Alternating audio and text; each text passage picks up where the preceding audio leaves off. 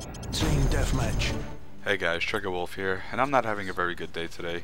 It just seems as if whenever I push the record button, I never play right, and things just go wrong for me. That being said, the video capture software that I normally use to record this game has decided to fail on me and never work again. I've even gone so far as to re-download it, reinstall it, upgrade it, downgrade it. I've done everything to this program, and I still can't figure out how to get it to work. I don't know how to fix it. I don't know what I can do to fix it. So I've decided to use this older program that I have that only records for about 15 minutes at a time, and the sound quality is pretty damn horrible. So I have to go back and re-record the, not re-record it, but record the audio separately, and then bring it all together in post, and hopefully it turns out pretty well, and usually it does. The video is still eye-bleedingly terrible, but there's nothing I can really do about that. Anyway, that's neither here nor there. I kind of wanted to talk about a few things, such as the issues in Modern Warfare 2 that I think are going to plague Modern Warfare 3. You know the deal. You know, hit markers are definitely going to be an issue in Modern Warfare 3. I don't think you can fix that no matter what you do. It all has to do with lag and your connection to the host or server or whatever it happens to be at the time. And you know, it's very situational because of that, and I don't think you can fix it because of that. I don't think this netcode is actually made for this, what do you call it, peer-to-peer player, peer-to-peer gaming, I don't know. Either way, it's definitely meant for a server environment and not for a host environment, because it's just, it causes issues, and I don't think you can really fix them because it's so ingrained into the engine that it has issues in its own. Maps, on the other hand, can be controlled. I think that every game, every FPS game, any game really that goes online has maps that are just plain horrible, and there are maps that are just plain awesome. In Black Ops, the horrible maps are probably 2/3 of the whole game, while one map stands out the most, which is Nuketown. I hate Nuketown by now because I am so sick of playing it, but you know what? It's actually a little bit more fun than, say, Rust or Shipment. Even though Shipment, with 3 or 4 players, is rather fun, but I don't really expect you to know that because, you know, hosting and all those things. Anyway, maps, I think there will be 1 or 2 maps in Modern Warfare 3 that everyone will just hate because, you know, they're designed in a way that is kind of different from everything else, and there's nothing you can really do about it except use the weapons that is meant to be used on those maps. For example, that is, Wasteland is definitely meant for sniping, definitely. It is just built for sniping, wide open areas. There are a few things to hide behind, such as cars or trees, but there isn't really much to use for, you know, CQB or anything.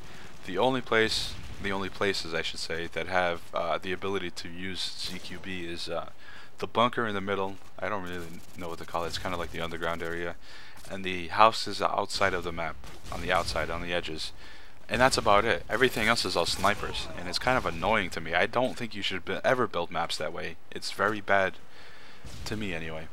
Estate, on the other hand, is a kind of mix between close quarters and ranged combat, and again, very sniper oriented because of the way the map is built. Lots of foliage, lots of trees, lots of bushes and all those things to hide behind. Especially when you have a ghillie suit, it's just kind of, you know, annoying to me that the map is built that way. As soon as you step outside that little house at the top of the hill, you end up getting sniped by somebody or gunned down. Every now and then you'll have the people or somebody coming after you in the buildings or whatever, but most of the time it's snipers. Again, it's pretty much the same on derail. There is some CQB in there. It's rather a nice mix, but there is some areas that are just way too long and open for it to be even fair. Like, I don't know if you remember, but there's like a convenience store / bank right next to each other, and in between that and the center building is pretty much a wide open area where maybe there's trees and like little, I don't know, rocks you can hide behind, but it isn't all that much, and you can easily be picked off from either sniper depending on where you are, and it's really annoying to me. In addition to that, the map is rather long, and it just takes forever to get from one end to the other, and it's annoying to me. So I tend to dislike that map because of that issue. That's all I really can say about maps in that game. I don't really know what else to talk about that hasn't already been talked about Modern Warfare 3, that is. And I don't know. I guess I can explain a little bit of the weapons I'd rather use. I definitely want to use the M4. M4 just happens to be my favorite weapon. I never use it because it's kind of weak in Modern Warfare 2. But from what I understand, in MW3, it's rather customizable, so therefore it might be a little bit more useful than I'm used to. Such as, you know, second attachments and so on and so forth. And, you know, I think it could just be, it just might be worth it. It might actually bring it back to the days of Call of Duty 4, where it was either the AK or the M4 that were your go-to weapons. I really want to see the M4 come back. I don't know if it ever actually will, but that would be nice, you know, to have that gun back. I'd like to use it in Modern Warfare 2. It's just a little bit weak for my taste. So I end up using an ACR, which is not all that different. It's a little bit more accurate, but damage-wise it's still rather the same. Either that or the Scar H. The Scar H I don't like to use all that much because there's lots of recoil in it, and I just don't really use it all that much. I think there are other more fun guns to use, such as the Uzi, or I don't know, this UMP45 is actually pretty fun to me, although it's a little overpowered. From what I understand, it's basically the same in Modern Warfare 3, although it might jump a little bit more. I don't actually know how that works. I haven't really been keeping up with things lately, so I can't really tell you. Anyway, we're about 2 minutes away from the end of this video. I don't really know what to talk about. Maybe I can make some more predictions here. Let me see. Grenades will still do a ton of damage, and it will be the gripe of just about everybody.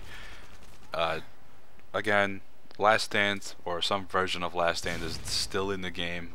I feel like I've been lied to yet again. Secondary shotguns are still in the game, although you need a perk to do it. Overkill. I felt like I was lied to when they told me that. When I figured that out, that was kind of a letdown for me. What else? I think a lot of people will either go with specialist or defensive perks. I don't think a lot of people will go with what is it, strike package or whatever, the offensive one. I don't think people will go for that. I think people will like the idea of being able to save up their points for abilities or kill streaks or point streaks, whatever you want to call it. So I think those will be abused, and I'm not sure about specialists. I think specialists will be something I might be interested in doing, because sometimes they go for a ton of kills without ever actually dying. It's just my style, you know. High KD is just what I do. If I don't get a high KD, I feel like I fail. Anyway, this is about a minute away from the end of the video, so I'm gonna end it here. As far as commentary goes, if you want to like my video, be my guest. I'm not gonna ask you. I'm not gonna force you to. Anyway, thanks for watching, and I'll see you next time.